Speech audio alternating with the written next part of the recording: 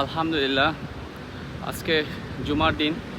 ইউরোপের মাটিতে থেকেও জুমার দিনে নামাজ আদায় করতে পারছে, এই জন্য আল্লাহর কাছে হাজার শুকরিয়া। কেননা অনেকেই আছে আমরা ইউরোপে আসলে একটা উড়াল উড়াল মন হয়ে যায়। বিশেষ করে নামাজ, ভালো কাজগুলা, নামাজ রোজা এগুলোর প্রতি অনীহায় চলে আসে। মনে করি হয়তো জীবনের সকল পাওয়া পেয়ে গেছি ইউরোপে এসে। ইউরোপ বা আমেরিকা যে যেখানেই থাকি না কেন, দিন শেষে আমরা অসহায়।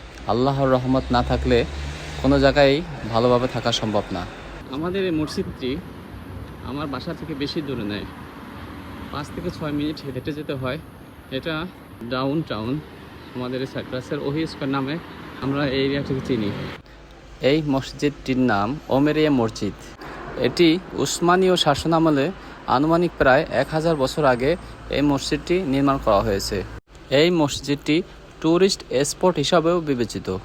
মসজিদটির ভিতরের কারুকাজ সত্যি আপনাকে মুগ্ধ করবে।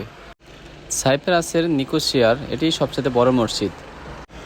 জুমার দিনে নামাজ পড়তে আসলে নামাজ পড়ার পাশাপাশি বন্ধু বান্ধব, ছোটো বড়ো ভাই ব্রাদার সবার সাথে দেখা হয়ে যায়, কুশল বিনিময় হয়ে যায়, একটা ভালো লাগা কাজ করে।